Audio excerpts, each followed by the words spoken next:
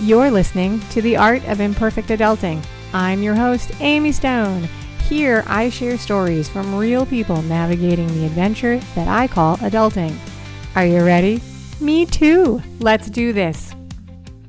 Hello, friends. So in this episode, I'm going to introduce you to Beatrix Rausch, and we're going to talk about how she made a very personal decision when it came to work, her life, and her parents. So this is kind of a crazy thing that we go through, right? It's the transition from being a kid where our parents and the adults in our lives take care of us to being an adult who takes care of ourselves. And then maybe for some of us, we take care of kids, stepkids, that kind of thing. And then for some of us, we're going to go on to enter a phase where as adults, we will be in a position to take care of our parents or other adult relatives. And it's a part of life, you guys, that's honestly a lot cuter in storybooks for kids than it sometimes works out in real life. So if you're ready, I'm ready. Let's get to it. B. Rausch, welcome to Imperfect Adulting. Hello, so glad to be here. Thank you for having me. I'm so happy that you're here. Are you welcome? Are you ready for a fun chat? Yes, I'm so ready. All right, that is very good. I begin every single interview pretty much by asking people where in the world they are, what part of the world they're in. So, where are you talking to me today? I'm from Indiana right now, Fabulous. What part of Indiana? so near Purdue University. Ah, very good. Very, very nice. So, I went to the University of Kansas. I'm a Jayhawk. Oh, And I have a kid who's a Wolverine, and I also have a stepkid who's a Gator. uh-oh. So we have a house divided during Yes, I basketball was going to season. say, yep, yep, Not usually during football season. I don't have strong football allegiances. But during basketball season, it's a fun play, and so very good. So, but Purdue always reminds me of basketball season because there are many yes. times that my Oh, beloved. yes, they're raving again. It's always something exciting in the pregame and the postgame and all the things that are happening. There's lots of discussions about that right now for sure. Yeah. Absolutely, I love it. All right, so usually, my second warm up question, my softball question, is about family, but we're going to talk about family as the topic of what we're going to talk about today. So, I picked a different warm up question for you. And so, this is just to get to know each other a little better, create a little bit of rapport between you and the audience. When you think back to younger you, like Mhm. middle school age B or junior high, they sometimes call it. Do you remember what were your favorite classes and if you had any dreams about what you wanted to be when you grew up? Gosh, yeah. So I was like studying biology then, and I really wanted to go into pre-med. And I did start in that pre-med, and I did a double major with pre-med and psychology, and then things changed because of a variety of life circumstances. But I really love science, and still to this day, I'm in psychology, obviously, and I do a ton of research, and I'm always interested in that field still, learning about biology and the interaction with that and cognition and how it affects longevity. That's like my big thing now, because when I'm thinking about my parents and what happened to them, which we'll get into, I always think if they had done a few things differently, would the outcome have been different? Obviously we didn't have that knowledge that we have now. So yeah.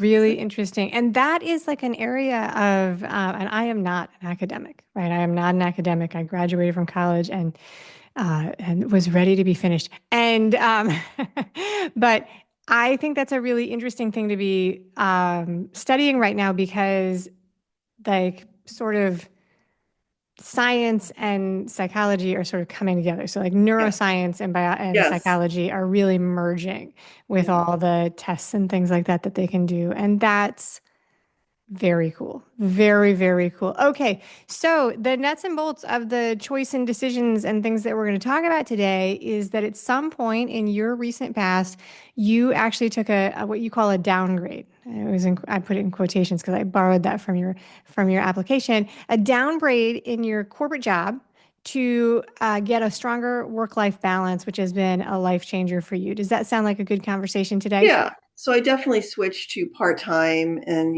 to do other projects like do the podcast that we have, the Social Leopards podcast, and just also because I was anticipating that I was going to have to caregive for my parents. So yes. That is Very right. good. So let's back up. I'm going to do my best to walk you through this story so that it's interesting and captivating for the people listening. It's my understanding that you haven't done a lot of public talking quite yet about this, so we'll see how it goes. I'm not like an expose heavy hitter Ah, interviewer, so fine. this will be fun. How long ago did you like really pull the trigger on this change? And you mentioned the motivation was caregiving. So, but when did you actually make the change here? So I started working part about 2 years ago. Yes, 2 years Two ago. years ago. And the All year right. before that, my, co-host Beth and I have been talking a lot about our, lives and how we had, they kind of interface a little bit. She works with adults in healthcare, and I was doing like, children and adults in a slightly different capacity. But the idea of like loneliness and people being alone and struggling was something we were just really noticing. And of course, pandemic. Um, Yeah. we had a lot of problems with people just trying to, commit suicide and having a lot of mental health concerns and nowhere to really reach out to, right? Because we have such a shortage everywhere and especially here. So, yes. So, yeah. Yeah. No, so and that's a hot topic right now for everybody. Well, I don't know if it's a hot topic for me. I think that it really I think we interrupted a lot of social channels. We interrupted a lot of clubs. Many of the organizations that I was involved in pre-lockdown have never fully recovered. Mhm. And so that cut off channels for my social connections. And many online entrepreneurs are introverts. I am not. I am an extrovert. If I talk to people on Zoom all day long, by the time it gets to like 5:30, if I go out for a walk or something, I will be talking to the plants. I'll be talking to the dogs. I mean, I crave face-to-face interaction. And so I think that's super important for at least for me. And so I think that's really, really valuable. I think we learned as a society how wonderful this type of connection is. And so many things really got better. Like, so I have a college age kid. All of her courses are recorded. So if she bails to take a trip or she gets the flu, she can watch the class, which is so much better than Yes, in the old days where you had to like hit up your friends and say, hey, did you pay attention? exactly. Yes. Which one of us got the right notes? Yes, yes, for Right. sure. So that's a Yeah. major Yeah. improvement, right? That's a major improvement. But on the other side, I think we tested it and we were like, oh, you know what? These human people, they need other people in their lives.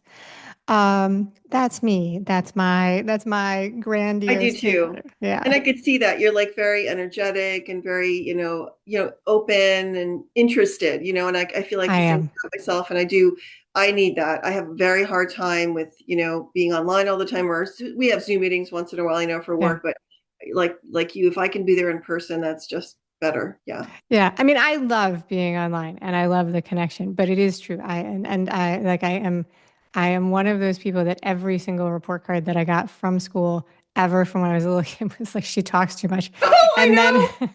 and then all my kids got it. And every single time I would read it, I was like, this is not a surprise. Like, like, okay, moving on.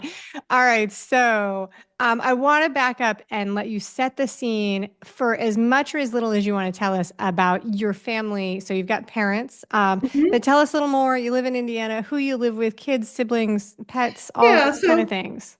Yeah, so I'm married, and my daughter is 22, and she's out of the house. She's in medical school right now, so very proud of her. My parents, I'm a Ukrainian immigrant. My parents are from Ukraine, and they Okay. came here in the 60s, and eventually moved into Indiana, and ended up by chance. I bought a house next door to them, maybe about almost 20 years ago. Wow. Which yes, so yeah, so that's the situation, and they you know being immigrants, they struggled, I think, with assimilation all the time. They were in the New York City area. They had an ethnic community for many years. And I was hoping and praying, maybe assuming that they were going to stay there and end up with their friends. And there's like a Ukrainian nursing home and they would have been surrounded. Unfortunately, that didn't happen. When they moved here, it was probably 97 that they moved here to this area. They never really reconnected with their community. There really wasn't a community. Okay. Both extremely busy people, very, very traditional. My mother worked, cooked, cleaned, and did everything. My father did too, and he expected her to take care of him and he just basically didn't have to do anything. And at the same time, the other thing with ethnic families, I don't know with all but Ukrainians, the eldest daughter or son, which I'm the eldest of two, is going to be taking care of the parents until they die. And there's very little expectation that they would go into a nursing home or do anything like that, because that's just not what we do. And that's becoming a very difficult problem with the situation that I'm facing. There's a lot of other things that have come up during this time that I really didn't, not that I didn't know about, but didn't expect for them to be as bad as they were. Personality disorder that my father has, that's kind of come out, and his lack of addressing problems that he should have with my mother, didn't tell us, wanted to hide things, and just, I think, created situations that could have not, didn't have to be created, wouldn't have been quite as bad as they were, for lack of a better term. All right, So so let's unpack some of these things. So did your parents immigrate as adults? yeah, so they were in their late 20s and came to New York City. Yep. All right, and so you're considered first gen. Yes, I'm first generation. Yeah. So I live in Miami. We have a huge immigrant Oh yeah. community. Very so like these are the conversations we have just as a part of being in the community. In fact, in Miami, where most of the country, the first thing people will ask you is, "What do you do?" in a conversation. Hmm. In Miami, it's very common for people to ask you, "Where are you from?" Hmm. And this is a hilarious immigration story. When one of my kids was in first grade or kindergarten, it might have been kindergarten. They had an international day, and the instructions from the school were to bring in a dish from where you were from. And my Hmm. family is immigrated a very long time ago. So you end up with, this patchwork quilt of how far back do you want to go, right? Oh yeah. But the instructions were very Miami instructions, and I was like, what do you want me to bring?" And and it was just so funny. It was just so funny that I was the oddball out of these like 22 families. I was like, I'm going to send, I think I sent like a cherry pie or something like that. I was Uh-huh. like, and everybody else was sending, Brazilian treats and Cuban treats and all of these things. So the differences between the challenges that immigrants face are like top of mind here. It's not usually Ukrainian, although we do have an enormous Russian and Ukrainian community down here.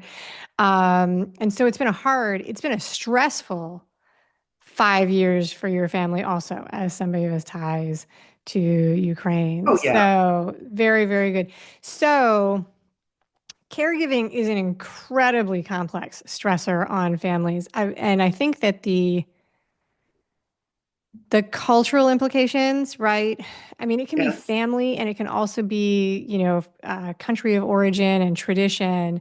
That, who's going to step up and take this job and who's responsible and who's not and who gets to live their life.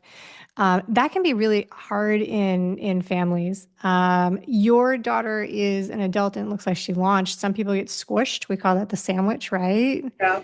My dad passed away. He passed away before he turned 70, and I was like feeling really sad about that. I mean, I am still sad about it.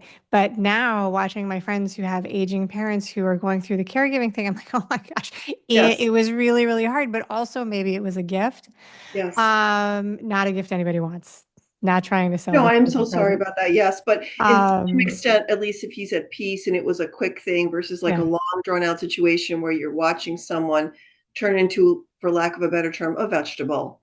Yeah. And then are we talking, your parents are going through memory loss? Is this memory care type stuff? So, well, it's complicated. My mother got dementia, I want to say about 3 years ago. My father's extreme passive aggressive behavior prevented us from getting a proper diagnosis. And this is my struggle. It's so Um, charming. I'm sorry to laugh, but it's like, it's just so, so many of us have these relationships with our parents where we're like, yes, listen, you need to do this. And they're like, no. yes, right. So she kind of also was stubborn herself, and it was kind of like a very kind of, I would say, an atypical presentation. So we went through a bunch of neurologists. They're just like, she could fake good for a while. So then what happened was, she just wasn't very much active. She was just not doing much at home. They should have been in assisted living. He's like, oh, I'll take her here. I'll take her there. He didn't take her anywhere. So she would basically sit at home and drink wine, basically. So several years went by. The last 2, 3 months, literally she was just sitting and drinking wine. I was coming in there saying, Dad, you really need to do something. This is not working. Oh, she's fine. She's fine. Finally, she had a stroke on just past Christmas on the 25th, just a couple weeks ago. And at that point, it was the left side. And with that and the dementia, she had to go into rehabilitation services. So that's what she's doing right now. She's not going to get better.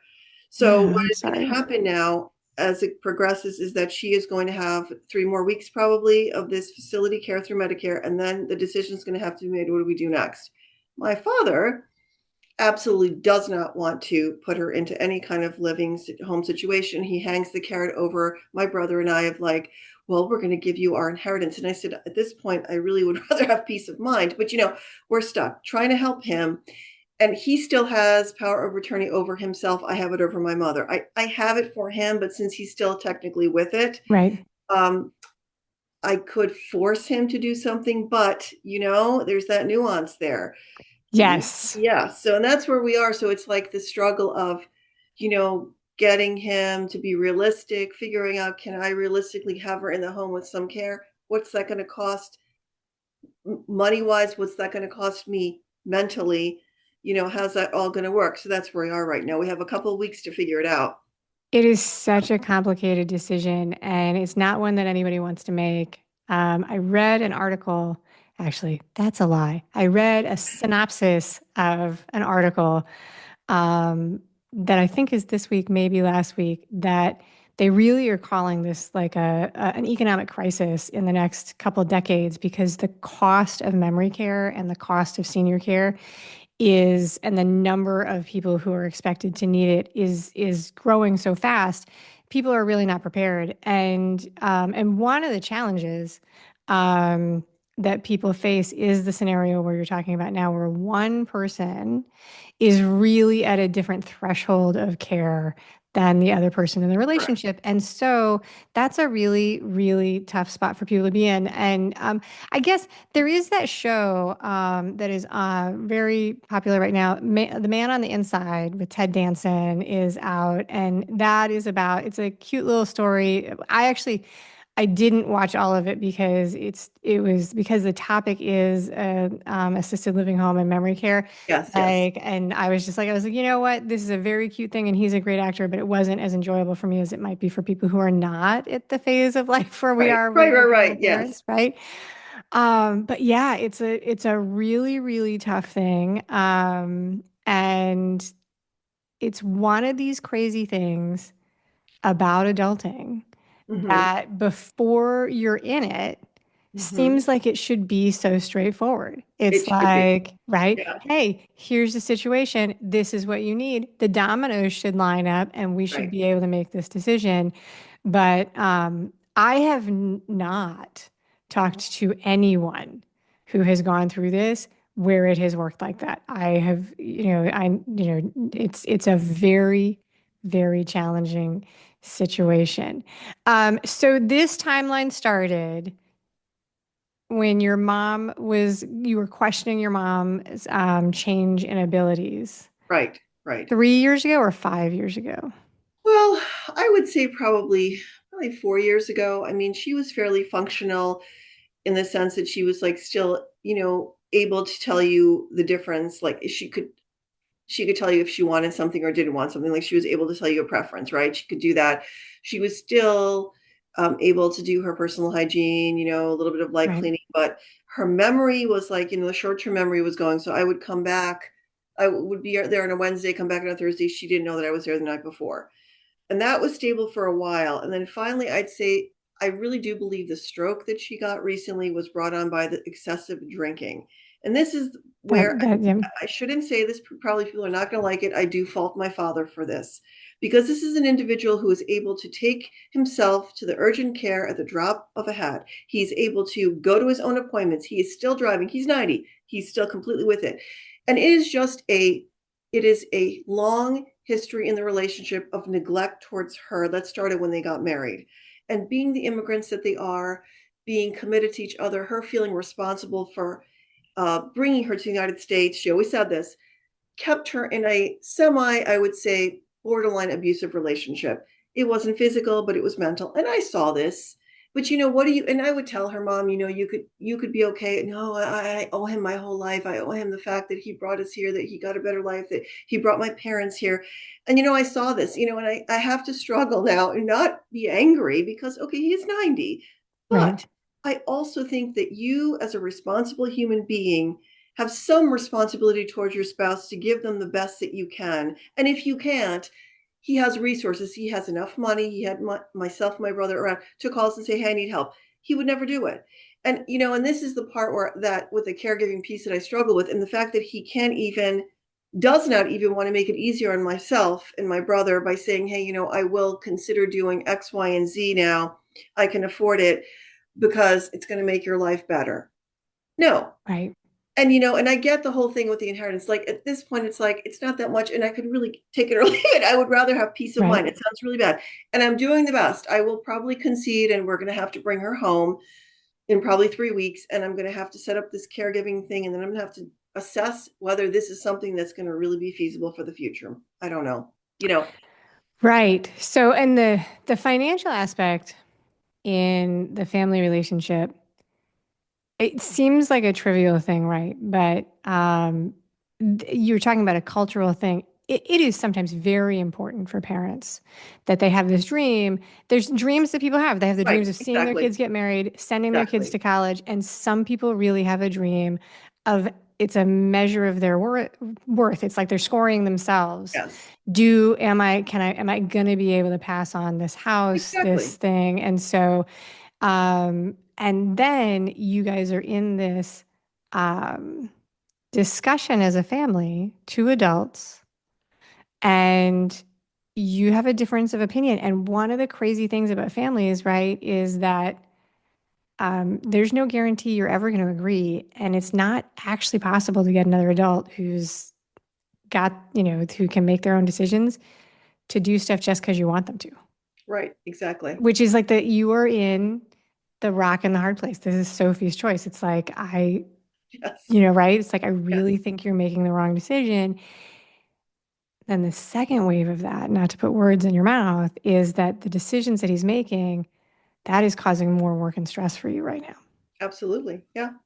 And there's So, there's at some point there is this disregard on his part for this because that's how he was raised, and I know that. and he You know, thinks he can make the decision for you, probably. oh, yeah. I mean, Yeah. there's a whole nother. We could talk about hours about that whole thing, but we're trying to just like stick. But I mean, yeah. So, and I look at my parents, the friends of my parents who are, let's say, more like 6 generations here, the Midwestern, Yeah. who are from the English and Dutch descent, and are benevolent enough to be like, oh, okay, we're going to sell the house, we're going to do whatever we need so that we don't have to burden you and you can live it, your peaceful life. Because let's also think about the other part of this. I'm almost 60 here, and I shouldn't say my age, but whatever. I You get also to say your age. I'm totally a person who's like, you get to say I ask people, sometimes I'll ask people, I'm like, listen, I know you're never supposed to ask, but how old are Okay. So you? I also am not getting any younger, and it is taking an enormous toll on my mental health right now and Yeah. my physical health, possibly if I don't control my reactions, right, to this. Yeah. Because, stress will kill you. I mean, you talk about, and this, people know this, it's all over the internet. That stress is actually more toxic than anything else, drinking, smoking, you name it. It's the number one killer. So this is not a joke. And I think sometimes that older parents, are so desperate to be alive that they will suck the life out of their living kids because they're desperate and they just want something else. And to some extent I kind of feel like that. And I think we have to be, it's a cautionary tale for myself for the Yeah. future, to not do this to my child and to take care of myself and figure something out beforehand so I'm not in the situation. Obviously, it's not perfect. She might decide, oh, Mom, I want you to be with me, whatever. But at least there would be options that we don't have here. Not only that, we don't even know what they want when they die. He never told me, do you want to be cremated? Do you want to Oh, be yeah. buried? do you want me to kill you with a gun? I don't know. I'm just Put you kidding. out, but there's a No, joke in my family. It's like, put me out in the trash, put me out with the trash. right. That is hard stuff. That is really hard stuff. So my parents are both, I don't have that situation, but my in-laws are Hmm. 86 and 90. Okay, And very close. Yeah. so we've been having these conversations, and it's so funny because I'm the youngest adult of all the adults in the group, but I was the one, because my father passed away so early. I was the one pushing it and saying, "Hey, let's have these conversations. Let's do these things. I know they're unpleasant, but let's get," saying to my husband, "But I'm outside of the Right, conversation, right, right? Like I'm not actually involved."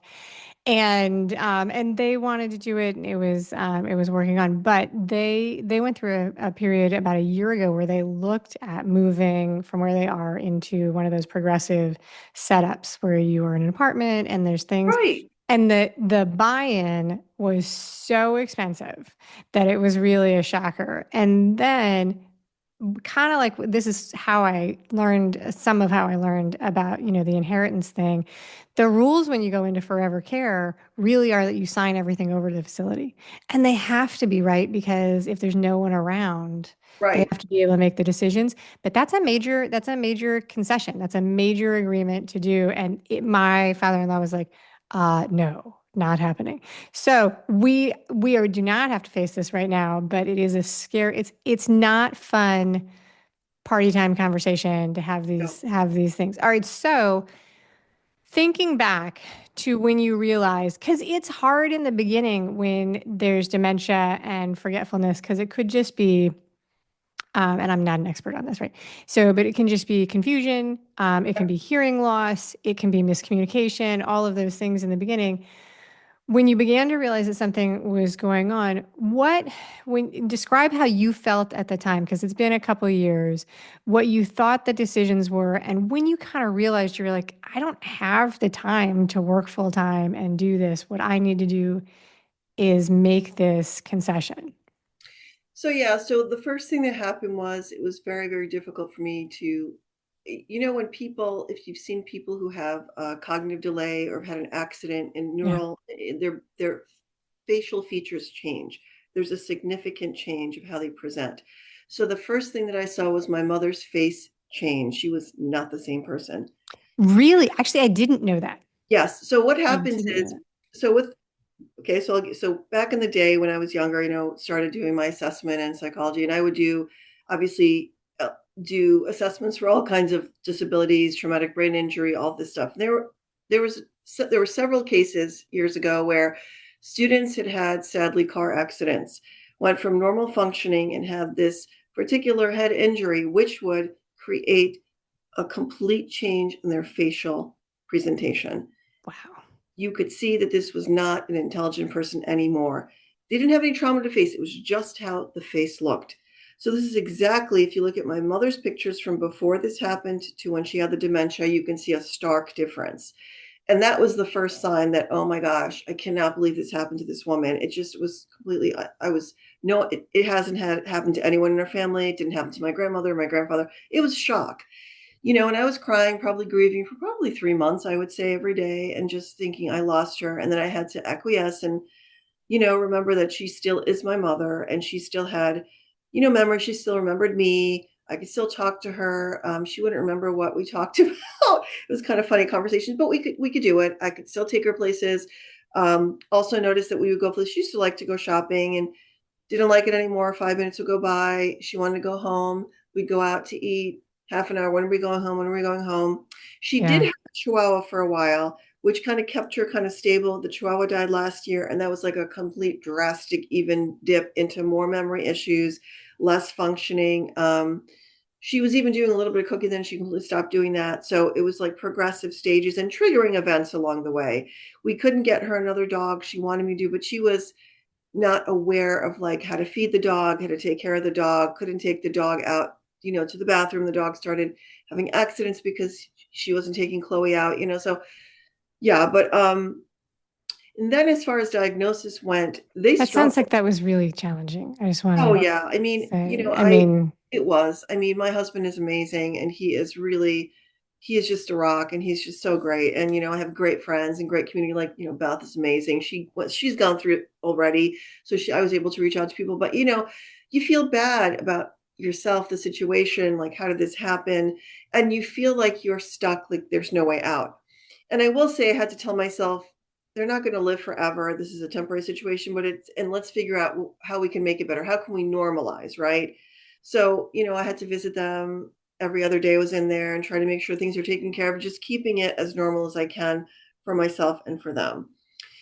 But yeah, so it's just gotten worse and worse. The worst part now, which I think is the most challenging for people who are thinking about what are we going to do with the caregiving situation? Are we going to put them in a nursing home, assisted living? Because there's different tiers of service, right? Right. She is in rehab and skilled nursing. If you were going to pay for that outright, that's 10 grand a month. 10, If yeah, she no. were, yes, Yeah. if she were able to lift herself up enough to get to a wheelchair or to a bathroom, for example, she could be in assisted living for $3,000 to $4,000. So this is the kicker. I doubt she's going to ever be able to get up on her own. And that's when we're aging. I'd say that is the thing that the insurance companies will look at, and friends will tell me this is the defining moment of difference. Can you actually get up? Even if you're going to lose your balance for a minute and you can hold on, but can you do it? If you cannot, game over. And that's Yeah. where we are right now. So Yeah. the situation will be that she will have to be in an adult diaper for several hours a day. We'll have some care, but that's going to be an unfortunate situation. Or we start looking at them taking their assets away. So it's, yeah, Right. That's really unpleasant. choice.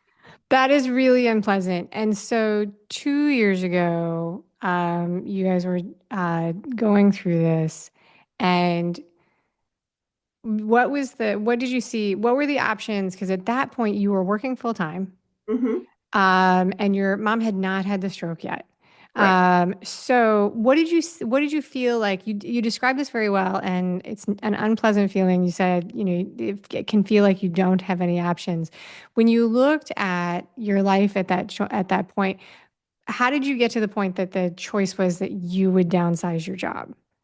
Well, I couldn't get them into, they would not go into assisted living. And I But wonder you what did try. You saw I that as an tried. option, Yes. and you said, "What I'd Yes. really like to do is keep my Yes. life." And that didn't work. And That didn't then work. you were in a spot where you're like, "All right, then the only thing I can do is." Right. So then I thought, okay, so we started trying to access things like we got the Meals on Wheels started for them, and then we accepted that. Then we Right. tried to get a cleaning person, and then we tried to get onto a situation where we would, I would visit them every other day and make sure everything is taken care of, make sure that if they need to get somewhere, if my father can't do it, I can do it. So yes, that was it because I realized that perhaps with part-time work, I could provide enough support at this time where she was. And and she remained stable for a long time. And then, of course, as I think I said, if she had not been drinking as excessively the last couple of months, again, maybe it wouldn't have made a difference. But I mean, who knows, right? I'm just, Yeah, it is one of those questions. I know. It is one of those things that I call it the knowledge trap. It's like you can spend all your time thinking, Right, exactly. if this had been different, and because we've already moved through it, that's not always a super fun Yes. way to spend your time because it's already done. And the other piece was this.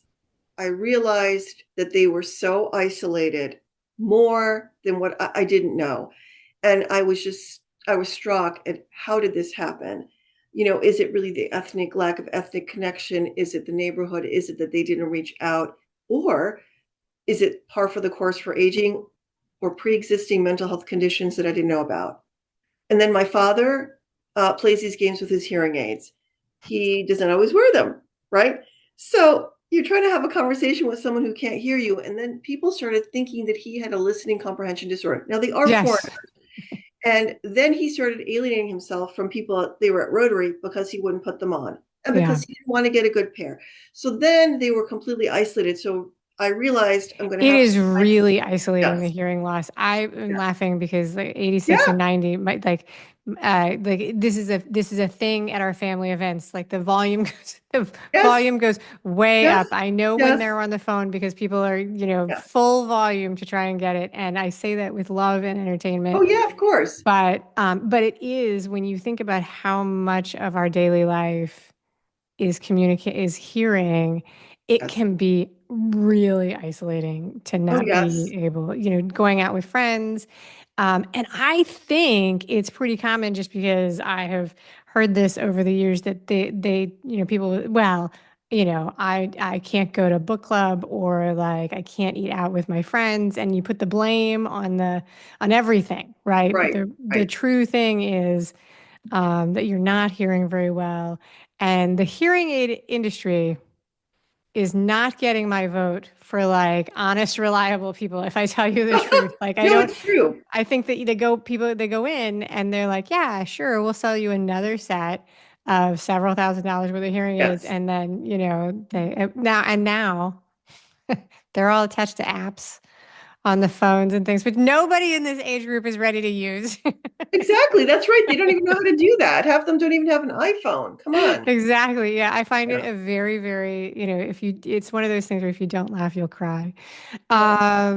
But yeah, so the isolation, do you think that's connected to the decision to buffer with wine? Like your mom needed something to do? I think so, and I think it's also, the relationship was really difficult for her. They had a very, very high conflict relationship, and I think it never changed, and at some point you say, "I'm not gonna get divorced. Where am I gonna go? So I'm just gonna get happy with wine." I mean, think Yeah, about how no, I many mean, people just medicate. I see the choice there. I do. Yeah, I'm going to give your mom the benefit of the doubt and say, yeah, you yeah, know, this sucks, this sucks, this sucks. All right, yeah. Chablis it is. The So this sounds like a terrible set of choices to be faced with, if I'm honest. I think that you really had a very tough multiple choice question in front of you. I appreciate it. Yes, yeah. And a very, very stubborn individual, my father, who really had refused to even access the resources that I gave him. Like I said, he can go to the in the car, drive himself in the middle of the night with his he'll tell me, my finger is broken. I'm like, I'm pretty sure it's not. And force the ER to give him an x-ray for a swollen finger. But we can't take mom to any kind of stimulating games. We can't places. They Yeah. have like all these, retirement centers where you can do adult stuff, adult daycare. Nope, not doing that. So that's very I think it was like, I am just going to have my daughter entertain me. That's all I want. And I'm going to make her do it kind of thing. And I was kind of stuck. And I'm like, well, I felt bad for my mom, honestly, because she was kind of out of it then. What am I going to do? And to make sure at least she's being taken care of. So that's kind of like a lot of the reason that I did what I did. And I know that a lot of my friends from New York that have, it was a huge Ukrainian community growing up, were in that same situation. The only difference was that if they were in a community that had the Ukrainian, we call it nursing home, with their friends, they could go there. And it was a lot Yeah. less expensive than the private ones we have here. And a lot of us would volunteer to help once in a while, so it would keep the cost down. So it was a beautiful thing.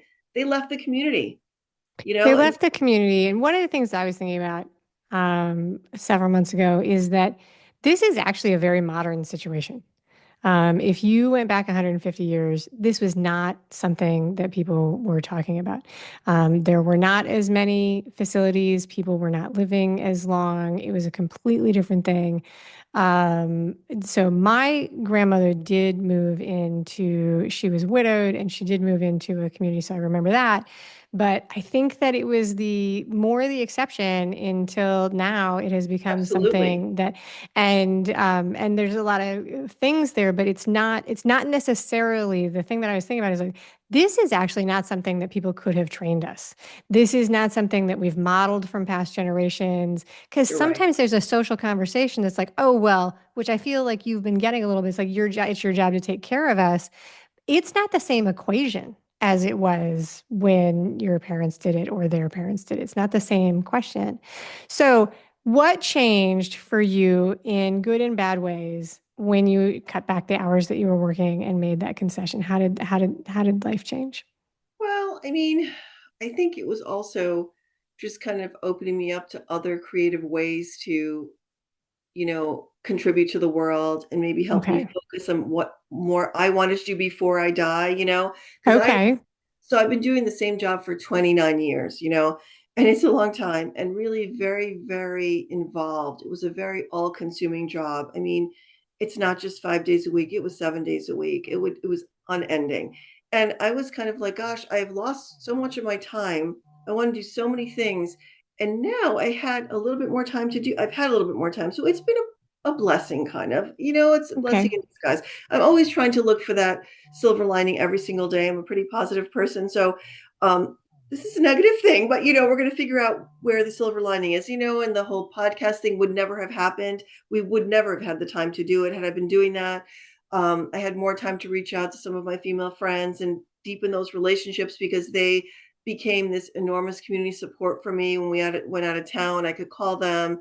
Even when this happened with my mom, the stroke, we were out of town, and my good friend Karen came and she's like, "Oh my gosh, what can I do to help?" And got them to the hospital and did everything. And had she not done that, I would have had to leave my vacation, and just come home. So there have been some many, many great things, and just a deeper understanding of like really, the lack of really options for people. And just I've never been down this path, so I've learned so much about God. These private places are just making a killing, Yeah. and it's unbelievable the cost of skilled care. If you're going to be that sick, goodness, we've got to think about how not to get to that point. What can we do differently now to prevent that? Because I think a lot of these things are really preventable. They really are. I truly believe, if you've read the book How Not to Die, if you're familiar with this. Who's the author of that one? So I That's not can't. Peter Attia? No. So Oh, this is okay. another person. He's a physician, but he was a Okay. researcher, and he had a grandmother who 30 years ago was diagnosed with all kinds of conditions, was going to die. He changed her diet to more of a vegan vegetarian, and she basically all the cancer was reversed, and she lived for 30 more years after that. Okay. So, All right. So that, no, I don't know if I've read that one. That does fly in the face of the menopausal advice, which is like, eat nothing but protein. So yes. but I think that that is really interesting. You started down this thing about the support that you have, and it does sound like you have an amazing community. You've said that your husband was supportive and you have friends that are supportive. Looking back over the past couple of years, I like to ask people this for the people who are listening, right? This is not something that can help you, but for people who are listening who will someday maybe be in a similar Right. situation, Right. when you look back, because support is a problem here, like support is an issue. Yes. What is the support that you wish had been there and had showed up? Like, what were some things that would have been really great that as you went through this, that you wish you would have had support wise? You mean when it was going on or before? At any point, yeah. Um, More siblings. Okay, yeah, yeah. I that's the one thing I sometimes think to myself, Mom and Dad, if you really wanted people in your family to take care of you, you should have had 4 kids instead of two. Um, And that can happen. I don't know if your siblings live in the same town as you. It can happen if the family is spread out, yeah, right? If yeah, you get the default kid is the only one who's around. Yeah. yes, yeah. Yeah. Um, what else? I think I wish we had more resources, honestly. Like, I think I connected myself to resources because I worked at it. I'm in a lot of organizations, and I have a lot of women friends of different ages. I didn't actually have them initially, but I developed it as I went on. So I'd say I wish I would have had that sooner. I was as I said, I had my head under the water. Was a single parent for a long time and then got remarried, and I was just taking care of my child and working. And I Yeah. wish I had just had that work life balance like I have now, more of it now, so I could have developed those relationships and support sooner. Because then Okay. would have helped each other more. Now the people that I have in my life have all gone through or going through similar things, so we can really help each other a lot. So yeah. That is actually a really, really excellent thing for people to think about because when my dad passed away, somebody said to me, they said, "You've just joined the club that most people join. Nobody wants to join it, right? It's Right. like, and it is this weird thing about part of the adulting journey that we don't. I mean, I guess when your parents get to be like 90, you are thinking about it, but there's a season where you're not thinking about it because Correct. it's not happening in front of you and you don't know, and so you're not talking to your friends about it and you don't know, and then you end up in this very narrow silo of information and something happens and you have no idea. You have no Right. idea who to talk to or whatever. And I think there's a lot to be said for the fact that one of the tools is to have a varied and wide community Absolutely. because and so that is I think that's actually excellent advice. Now, that's not the easiest thing to whip up No, with your magic wand. no, but it's as like with anything else we practice, right? look at your day, see what your practice, this is what you're going to have in your life, right? Yeah. Practicing those skills, going out, making the time. And it's not easy. Don't get me wrong. We know anything that we do is an effort. Making the time to go on this committee, inviting people over, reciprocating. We have a wine club that we have like once a month. Everybody hosts at a different place. We I play love tennis. that. I'm in two like organizations. One is like a extension homemakers where we help with 4-H. There's another one that I do, like I write a newsletter for these other women, the women's club. But it's a lot. I mean, that Yeah. I didn't do before, but I wish. These ladies are amazing ladies. They have been my family, they've been my support, they've been my role models.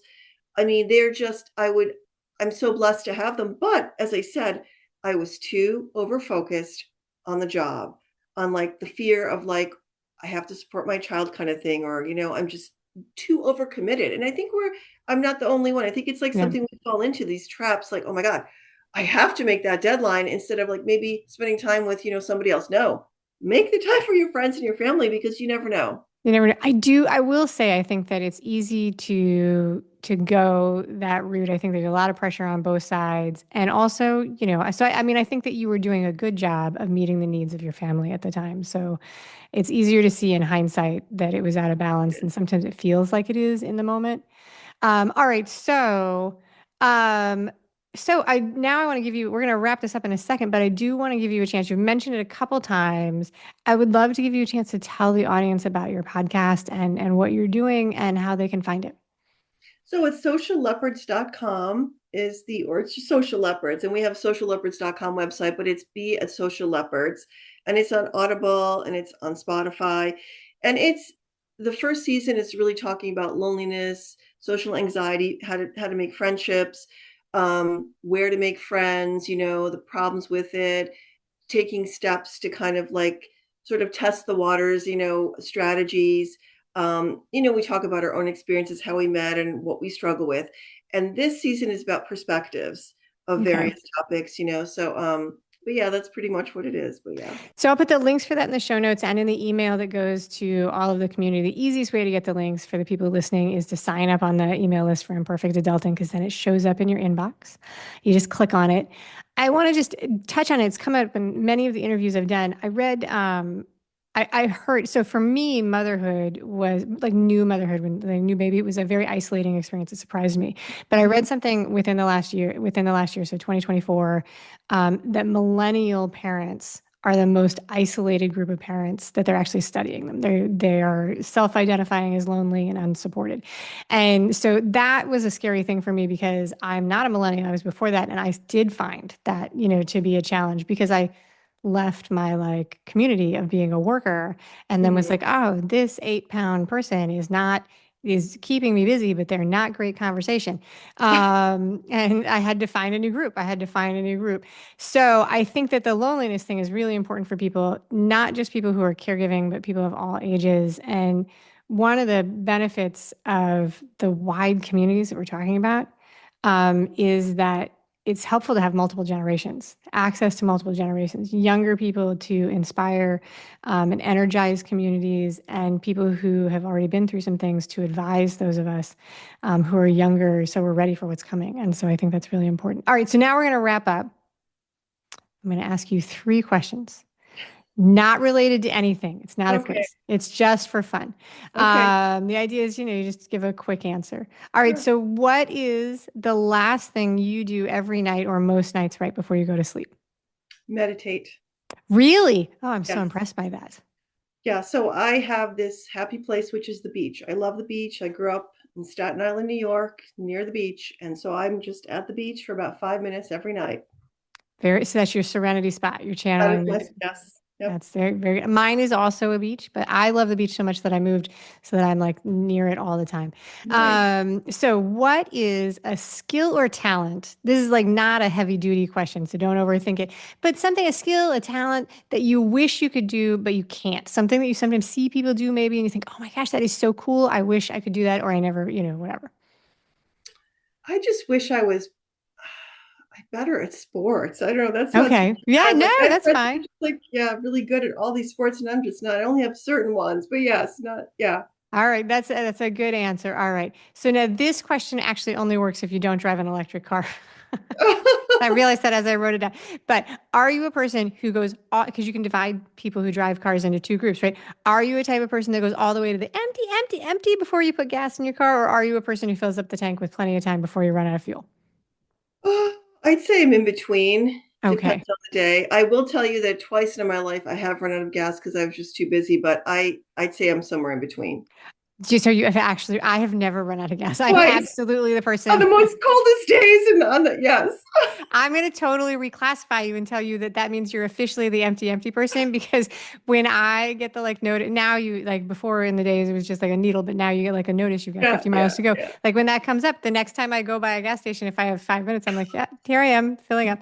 But there are other people in my family who are not that way. And every time, like it has not happened for a long time because we don't drive as much as we used to, but every time they would be like, oh, well, I ran out of gas. I'm like, how? How? Wow. Like it Yeah. tells you, it gets really angry. It's like, oh Well, my gosh. but to be fair, I live in a rural area. See, I do not. So, Like there's a so I gas station mean, every like 12 feet where I live. My family has no excuse.